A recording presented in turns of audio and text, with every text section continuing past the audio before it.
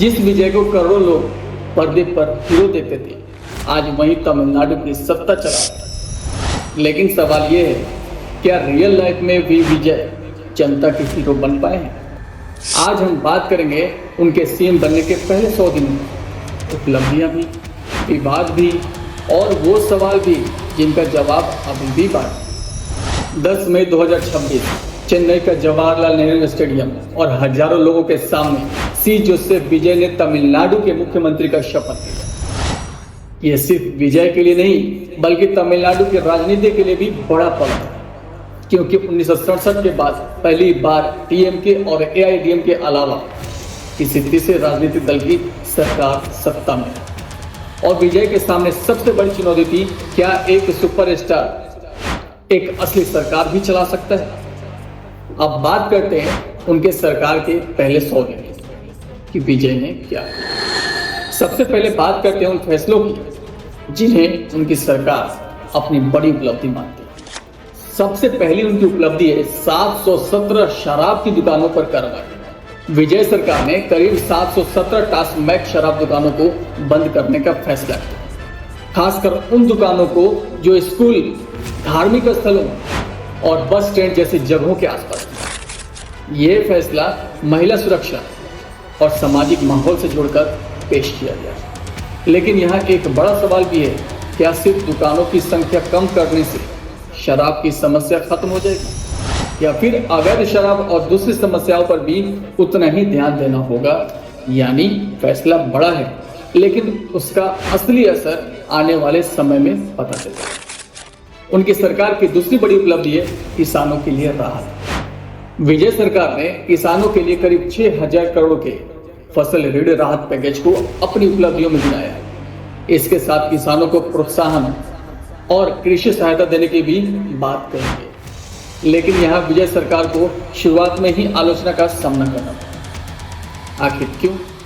क्योंकि चुनाव के दौरान किसानों के लिए किए गए वादों और बाद में घोषित राहत के बीच अंतर को लेकर सवाल उठे। कुछ किसान संगठनों ने कहा कि सरकार ने जितना वादा किया था उतना नहीं मिला, यानी किसानों के मुद्दे पर विजय को अभी सिर्फ घोषणा नहीं, जमीन पर नतीजे दिखाने। उनकी तीसरी बड़ी उपलब्धि की अब बात करते हैं, जो युवाओं और रोजगार पर पड़ा। विजय सरकार ने स्किल डेवलपमेंट और युवाओं की एम्प्लॉयबिलिटी बढ़ाने के लिए कई कार्यक्रमों की घोषणा भी की। सरकार के 100 दिनों के रिपोर्ट कार्ड के मुताबिक लगभग 12 लाख छात्रों और 1 लाख युवाओं तक स्किल ट्रेनिंग पहुंचाने का दावा किया। इसके अलावा टीएन बैटरी जैसे बड़े स्किल डेवलपमेंट कार्यक्रम को भी आगे बढ़ाया गया। लेकिन यहाँ भी सवाल है, ट्रेनिंग कितनी हुई? ये महत्वपूर्ण है। लेकिन ट्रेनिंग के बाद नौकरी कितने को मिली, ये भी जरूरी है, क्योंकि युवा सिर्फ सर्टिफिकेट नहीं चाहता, उसे रोजगार चाहिए। बात करते हैं विजय सरकार के चौथे बड़े फैसले की, जो निवेश के मामले में विजय सरकार का बड़ा दावा पेश किया। अब आते हैं एक ऐसे आंकड़े पर जिसने सबसे ज्यादा चर्चा पैदा की। विजय सरकार के पहले 100 दिनों में 97 इन्वेस्टमेंट एग्रीमेंट साइन किए गए। इनकी कुल घोषित वैल्यू लगभग 67,542 करोड़ बताई, जिससे 1 लाख से ज्यादा रोजगार पैदा होने का अनुमान। सरकार ने ब्रॉडर इन्वेस्टमेंट कमिटमेंट्स को करीब 1 लाख करोड़ बताया है। इनमें मैन्युफैक्चरिंग, इलेक्ट्रॉनिक्स,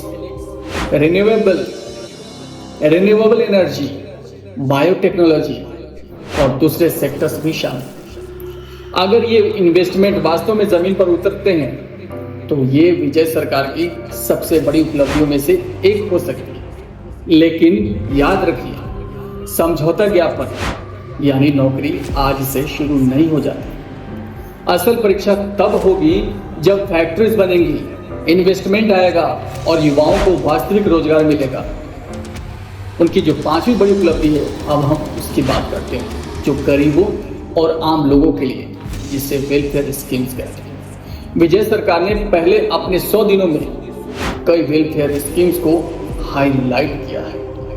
इनमें 200 यूनिट तक मुफ्त बिजली, housing support, marriage assistance, students के लिए लैपटॉप, और बाइसिकल जैसी योजनाएं शामिल है। सरकार ने 3500 करोड़ के बैटरी बीड हाउसिंग प्रोग्राम और रोजगार गारंटी जैसे कार्यक्रमों का भी वादा किया है। लेकिन यहाँ विजय के सामने सबसे बड़ा चैलेंज है जनता को राहत भी देनी है और राज्य की इकोनॉमी पर भी जरूरत से ज्यादा बोझ नहीं डालना है, क्योंकि वेलफेयर पॉलिटिक्स आसान है लेकिन वेलफेयर को लंबे समय तक फाइनेंशियली सस्टेनेबल बनाना मुश्किल है। अब बात करते हैं विजय की कुछ कहानी की। मुख्यमंत्री बनने के बाद विजय की लाइफस्टाइल और वर्किंग स्टाइल भी चर्चा में थी। रिपोर्ट्स के मुताबिक विजय सुबह समय पर सेक्रेटरिएट पहुंचने और अधिकारियों के लिए पंक्चुअलिटी को प्रायोरिटी देने के लिए जाने गए। कहा गया कि वह रोज कई घंटों अपने ऑफिस में काम करते हैं और अपना खाना भी साथ ही लेकर जाते हैं। ये छोटी चीजें लग सकती है लेकिन राजनीति में लीडर का वर्किंग कल्चर पूरी ब्यूरोक्रेसी को सिग्नल देता है कि सरकार सिर्फ भाषणों से नहीं चलेगी, उसे काम जमीन पर भी करना होगा। लेकिन सवाल है, क्या विजय पूरी तरह सफल रहे? तो इसका सीधा जवाब है नहीं। और यही इस कहानी का सबसे जरूरी हिस्सा है। विजय सरकार पर सबसे बड़ा सवाल है, क्या इतनी जल्दी किए गए फैसले वास्तव में उतने मजबूत हैं जितने उनके प्रचार में दिखाई दे रहे हैं? कुछ मामलों में सरकार ने पिछली डीएमके सरकार के कॉन्ट्रैक्ट्स और प्रोजेक्ट्स की रिव्यू शुरू की। Electric bus tenders, temple projects और पावर कॉन्ट्रैक्ट जैसे कई मामलों को रिव्यू या कैंसिलेशन के दायरे में लाया गया। सरकार ने इसे ट्रांसपेरेंसी और क्लीन गवर्नेंस का एक कदम बताया, लेकिन आलोचकों ने सवाल उठाया, क्या यह वास्तव में गवर्नेंस रिफॉर्म है या फिर पिछली सरकार के कामों को पलटने की राजनीतिक लड़ाई? अब देखो, लोकतंत्र है, चीजें तो होंगी तो सवाल भी उठेगा और इसका जवाब सत्ता में जो बैठे लोग हैं उन्हें देना पड़ेगा। अब हम बात करते हैं सोशल मीडिया की विजय बनाम ग्राउंड रियलिटी। विजय सरकार की पॉपुलैरिटी इतनी बड़ी है कि सोशल मीडिया पर उनकी सरकार को लेकर कई बड़े बड़े दावे तेजी से फैलते हैं। लेकिन कुछ रिपोर्ट्स ने यह भी बताया कि सोशल मीडिया पर कुछ ऐसी उपलब्धियों को भी विजय सरकार की नई उपलब्धियों में बताया गया जो वास्तव में पहले से चल रही योजनाएं थी। यानी हर वायरल पोस्ट को गवर्नमेंट अचीवमेंट समझ लेना खतरनाक हो सकता है। और यही वजह है कि विजय सरकार को अपने काम को क्रेडिट लेने के साथ साथ ये भी साफ करना होगा कि कौन सी योजना नई है और कौन सी पुरानी है और वास्तव में क्या बदला है। अब इससे एक और सवाल बनता है कि क्या विजय जनता के लिए खरे उतरे हैं? अगर सिर्फ 100 दिनों के आधार पर फैसला किया जाए तो जवाब होगा, विजय ने निराश नहीं किया, लेकिन अभी उन्हें पास भी नहीं किया जा सकता, क्योंकि उन्होंने शुरुआत में कई बड़े फैसले लिए। शराब की दुकानों पर कार्रवाई, किसानों के लिए राहत, युवाओं के लिए एक स्किल डेवलपमेंट, निवेश लाने की कोशिश, हाउसिंग और वेलफेयर स्कीम। लेकिन दूसरी तरफ किसानों के वादों पर सवाल, वित्तीय बोझ की चिंता और कुछ फैसलों पर राजनीतिक बदले की बहस। और सबसे बड़ा सवाल, क्या MOU यानी समझौता ज्ञापन और अनाउंसमेंट्स जमीन पर वास्तविक में बदलाव में बदलेंगे? आप कमेंट में मुझे जरूर बताइएगा। और सबसे मजबूत सवाल हम आपसे ये पूछेंगे, विजय ने सिनेमा में हजारों कहानियों के हीरो का किरदार निभाया, लेकिन मुख्यमंत्री की कुर्सी पर कोई स्क्रिप्ट नहीं होती, यहाँ डायलॉग नहीं, रिजल्ट बोलता है।